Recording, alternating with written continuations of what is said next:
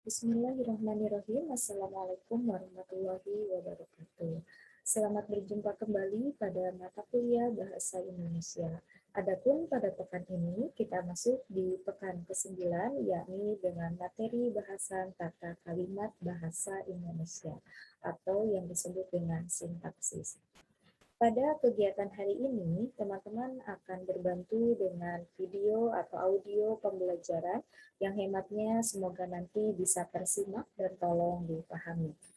Berbicara tentang kalimat bahasa Indonesia, tentu secara tidak langsung ini harus ada aturan yang mengikat berkaitan erat dalam penulisan kalimatnya.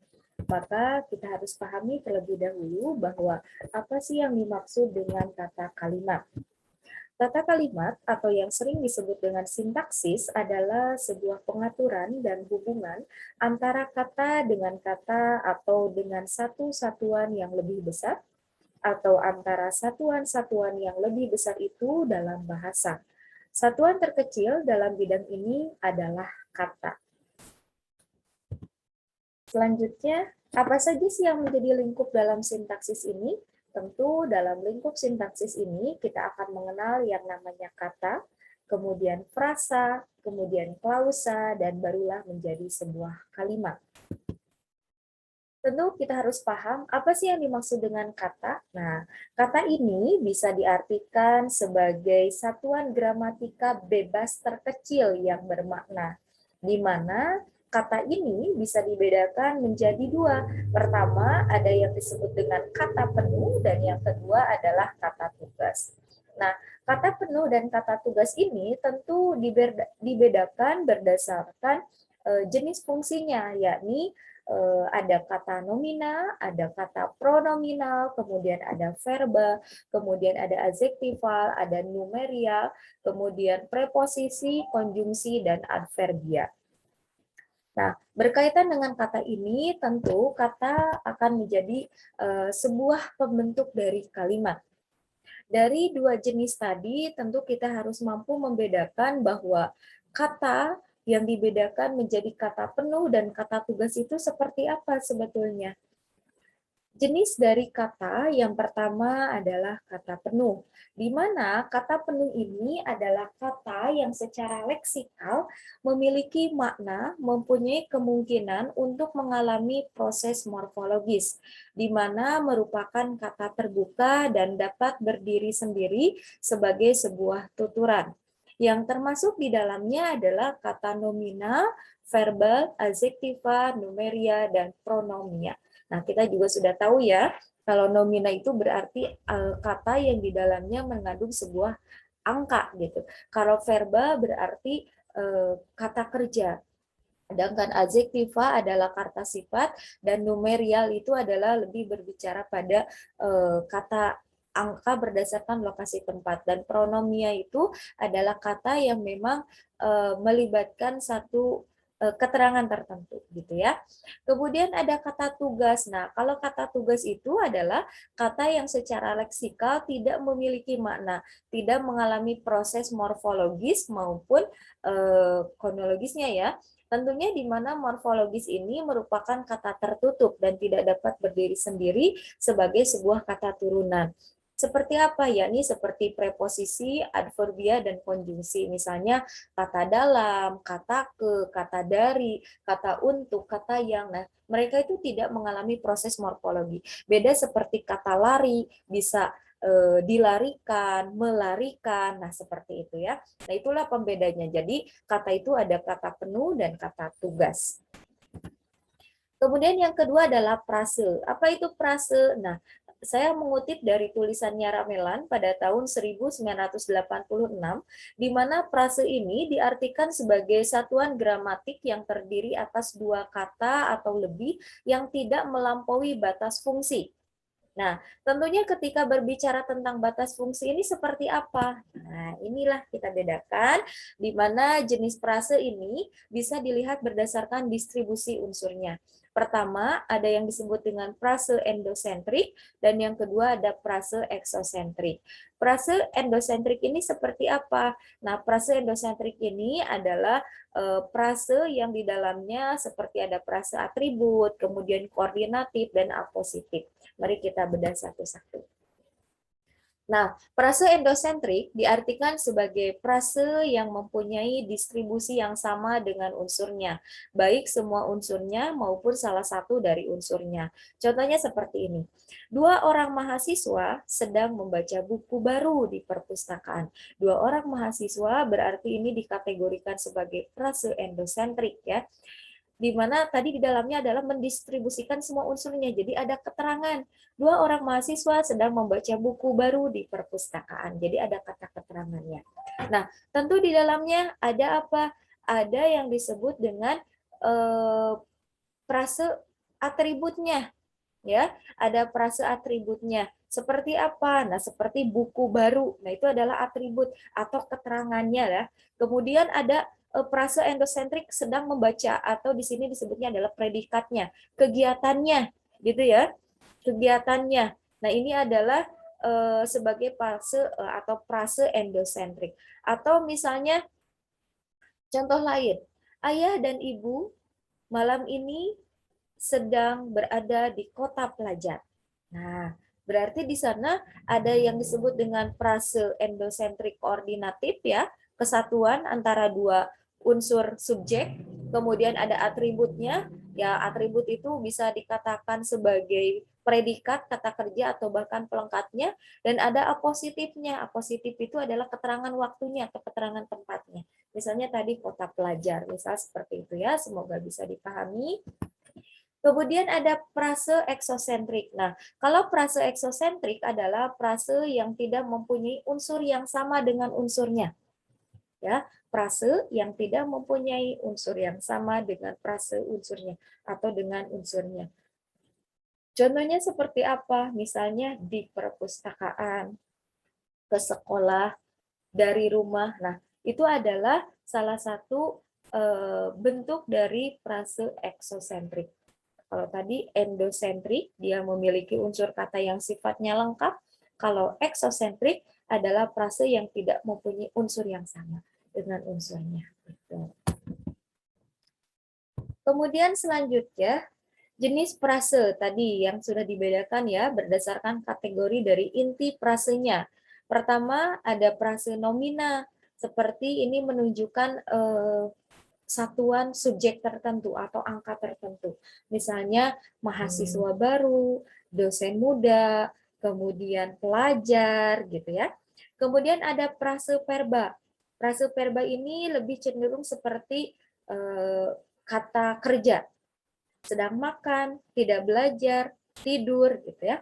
Kalau frase adjektiva ini sifat ya, seperti kemarin pagi, amat cantik, warna merah, nah gitu. Kemudian frase numeria yang diikuti oleh angka-angka, 5 botol, hanya 1, 11 saja, kedua, pertama, nah banyak sekali. Kemudian ada frase preposisi. Di kampus, dari desa ke kota, dalam rumah, ya gitu, atau dari rumah, nah seperti itu. Itu preposisi atau kata depan yang diikuti oleh kata depan. Kemudian selanjutnya ada yang disebut dengan klausa. Nah, kalau klausa ini adalah satuan gramatik yang terdiri atas subjek predikat, baik disertai dengan objek, pelengkap atau keterangan, atau bahkan tidak sama sekali. Ini dikutip dari bukunya Ramlan. Klausa ini tentu bisa diartikan sebagai sebuah satuan unsur gramatika kalimat yang di dalamnya secara lengkap antara subjek dan predikatnya. Sehingga setiap konstruksi sintaksisnya ini terdiri atas subjek dan predikat yang mana tanpa memerhatikan intonasi atau tanda baca akhir. Dan tentu ini merupakan bagian dari konstruksi yang lebih besar. Seperti itu.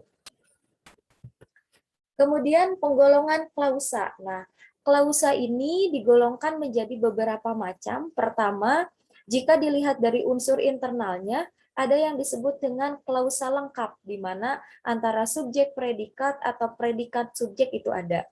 Kemudian ada klausa tak lengkap, di mana antara objek, pelengkap, dan keterangan ini saling bersinergi satu sama lain, gitu ya. Kemudian yang kedua ada berdasarkan ada tidaknya kata negatif yang secara gramatik menegatifkan. Contohnya seperti apa? Misalnya klausa positif, tidak memiliki kata negatif yang secara gramatik menegatifkan. Nah, positif ya. Tidak memiliki kata negatif yang secara gramatik menegatifkan predikatnya. Jadi intinya adalah klausa atau kalimat yang sifatnya tidak negatif. Kemudian yang kedua, klausa negatif yang memiliki kata negatif yang secara gramatik menegatifkan si predikat. Misalnya ditandai dengan kata belum, tidak, tak, tiada, bukan, jangan, itu kan negatif. Kemudian yang selanjutnya adalah klausa berdasarkan kategori kata atau frasa yang menduduki fungsi si predikatnya. Seperti tadi klausa nominal, kemudian klausa preposisi, klausa verbal, klausa adjektif, atau bahkan klausa numerilia. Nah, itu adalah klausa-klausa yang memang secara tidak langsung akan menduduki fungsi dari si predikat atau kata kerjanya. Kemudian klausa lengkap, seperti ini contohnya, anak itu sangat cerdas. Ya. Atau klausa tak lengkap, contohnya membantah dirinya terlibat. Atau klausa positif, contohnya mereka diliputi oleh perasaan senang. Atau klausa negatif, mereka tidak malas. Nah, ini adalah contoh-contoh dari klausa yang tadi. Atau klausa nominal, dia karyawan suatu perusahaan, ya. Klausa nominal ingat diikuti oleh predikatnya, kata kerja atau keterangannya. Klausa verbal, Ahmad sedang membaca novel. Klausa adjektival, ia benar-benar anak yang jenius. Klausa preposisi, orang tuanya di rumah. Nah, ini kata di rumah ya, itu tadi bisa dibedakan. Kalau nominal, ini adalah subjek yang memang diikuti oleh kata keterangan. Kemudian klausa verbal adalah menunjukkan kata kerja, sedangkan adjektiva adalah kata sifat dan preposisi adalah diikuti oleh kata depan, seperti itu. Baru selanjutnya adalah kalimat setelah kata, frase, klausa, kalimat. Nah, kalimat ini menurut bukunya Alwi diartikan sebagai suatu bahasa terkecil, di mana dalam wujudnya bisa berbentuk lisan ataupun tulisan yang tentu mengungkapkan pikiran yang utuh. Dalam wujud lisan, tentu kalimat ini diucapkan dengan suara yang diikuti oleh naik turun atau keras lembut ya, di sela jeda atau diakhiri dengan intonasi akhir yang diikuti oleh kesenyapan yang mencegah terjadinya perpaduan atau asimilasi bunyi ataupun proses fonologis lainnya, gitu ya. Dalam wujud tulisan berbentuk huruf Latin, tentu pasti akan diikuti oleh tanda baca seperti misalnya titik, koma, tanda tanya, tanda seru, dan bahkan diikuti oleh penulisan huruf kapital, huruf kecil, ya, atau bahkan ditandai dengan spasi, gitu ya, sebagai pembeda dari atau sebagai jeda dari kalimat tersebut. Nah, itu adalah kalimat. Struktur kalimat dasar tentu sekurang-kurangnya ini terdiri atas satu klausa, kemudian unsur-unsurnya lengkap, kemudian susunan unsur-unsurnya menurut urutan yang paling umum dan tidak mengandung pertanyaan atau pengingkaran. Sehingga polanya seperti ini. FN ya, FN ini adalah dari frase noun-nya atau dari kalimat yang akan terbentuknya kategorinya, ditambah dengan FN lagi, atau bahkan frase nominal tadi ya, ditambah dengan kata sifatnya, frase verbal, atau frase nominal diikuti oleh frase adjektif, atau frase nominal diikuti oleh numeral, dan frase nominal atau diikuti oleh preposisi. Atau berdasarkan kategori fungsinya, subjek predikat itu sudah dikatakan sebagai kalimat, subjek predikat objek, atau subjek predikat pelengkap, subjek predikat keterangan, subjek predikat objek pelengkap, subjek predikat objek keterangan. Nah, itu adalah pola kalimat secara dasar. Fungsi sintaksis tentunya di dalam sebuah kalimat ini memiliki beberapa makna. Pertama, fungsi predikat. Fungsi predikat ini adalah sebuah konsisten dari suatu kalimat yang mana kalimat ini tentu harus diikuti oleh konsisten dari subjek ya yang berada di sebelah kiri, dan jika ada maka akan diikuti oleh objek atau pelengkap atau bahkan keterangan yang wajib tentu diikuti di sebelah kanannya, gitu. Itu secara predikat. Kemudian fungsi secara subjek, di mana fungsi ini tentu menjadi sebuah pola yang sangat umum, baik berupa nomina tadi ya, prasa nominal ataupun klausa. Karena subjek inilah yang akan membentuk atau yang akan memberikan sebuah keterangan bahwa kalimat ini utuh. Kemudian yang ketiga adalah fungsi objek. Nah, fungsi objek ini merupakan konsisten atau merupakan sebuah unsur dari kalimat yang kehadirannya dituntut oleh predikat yang berupa verba, sehingga nanti kalimatnya bisa dikategorikan sebagai kalimat aktif tentunya. Kemudian ada fungsi pelengkap. Nah, kalau fungsi pelengkap itu adalah sebuah kalimat yang tentu di dalam objeknya terdapat dua tempat atau terdapat dua kalimat yang menduduki tempat yang sama, yakni yang di belakang verba itu. Kemudian fungsi keterangan. Tentu fungsi keterangan ini merupakan fungsi sintaksis yang paling beragam dan paling mudah berpindah letaknya sehingga kehadirannya bersifat manasuka. Biasanya berupa prasa nominal atau prasa adverbial gitu ya. Kemudian jenis kalimat. Nah, jenis kalimat ini jika dilihat berdasarkan klausanya, ada yang disebut dengan kalimat tunggal dan ada yang disebut dengan kalimat majemuk. Nah, berdasarkan bentuk sintaksisnya, baru ada yang disebut dengan kalimat deklaratif, ada yang disebut dengan kalimat imperatif, ada yang disebut dengan kalimat interrogatif, dan ada kalimat ekslamatif. Nah, kalau kalimat deklaratif ini adalah kalimat yang berupa kalimat berita atau kalimat yang memberikan informasi tertentu. Kalau imperatif adalah kalimat perintah, kalau interrogatif adalah kalimat tanya, dan kalimat ekslamatif itu adalah kalimat seruan atau biasanya menunjukkan satu himbauan tertentu. Nah, berdasarkan kelengkapannya, unsurnya juga sangat lengkap ya, di mana kalimat tersebut ada yang disebut dengan kalimat lengkap dan ada kalimat yang tak lengkap. Kemudian berdasarkan susunan subjeknya, ada yang disebut dengan kalimat biasa dan ada kalimat inversi. Nah, kalimat biasa itu seperti apa? Tentu kalimat biasa ini adalah kalimat yang tersaji berdasarkan seperti apa yang sudah kita biasa lakukan menggunakan subjek predikat atau dilengkapi lainnya. Sedangkan kalimat inversi biasanya yang polanya terbalik gitu. Kemudian berdasarkan peran fungsi sintaksisnya, di mana terdiri dari kalimat aktif dan kalimat pasif. Nah, kalimat ini tentu sudah biasa ya, kalau kalimat aktif berarti pembedanya adalah di predikatnya atau di kata kerjanya. Kemudian berdasarkan cara pengungkapan, kalimat langsung dan kalimat tak langsung, ya tentu ini ditandai oleh biasanya tanda petik atau tanda baca titik dua ya, sebagai pembentuk dari apakah kalimat tersebut ada kalimat langsung atau kalimat tak langsung.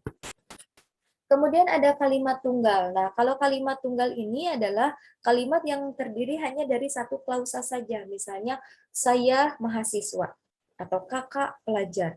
Ia memberi saya hadiah ulang tahun. Nah, itu adalah kalimat tunggal. Jadi tanpa diikuti oleh pengikut atau kata kerja lainnya gitu ya. Kemudian ada kata atau kalimat majemuk. Nah, kalau kalimat majemuk adalah kalimat yang terdiri atas dua klausa atau lebih, di mana kalimat majemuk ini dapat dibedakan atas kalimat majemuk setara atau sederajat ya, dan kalimat majemuk bertingkat dan kalimat majemuk campuran. Contohnya, kakak belajar dan adik bermain. Nah, ini adalah kalimat majemuk setara atau sederajat. Kemudian kakak belajar sedangkan adik bermain. Nah, ini berlawanan. Ketika kakak belajar, adik bermain. Nah, ini berarti bertingkat ya. karena ada kata di depannya ketika. Kemudian ketika kakak belajar, adik bermain, dan ketika ibu memasak, adik tidur. Nah, ini adalah campuran. Jadi ketika di depan ini merupakan bertingkat ya. Kemudian ada penambah unsur dan ketika. Nah, ini keterangannya ditambah lagi ya, maka bertingkat kembali karena diikuti oleh kata si adik yang tidur. Nah, ini adalah kalimat majemuk campuran. Berbicara tentang kalimat, tentu kita paham bahwa kalimat ini sebagai sebuah kesatuan dari beberapa kata atau gabungan dari beberapa kata yang tentunya tadi dibedakan oleh beberapa unsur.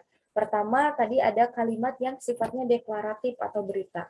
Nah, kalimat deklaratif atau kalimat berita ini tentu isinya adalah memberikan sebuah pernyataan atau pemberian informasi yang pasti akan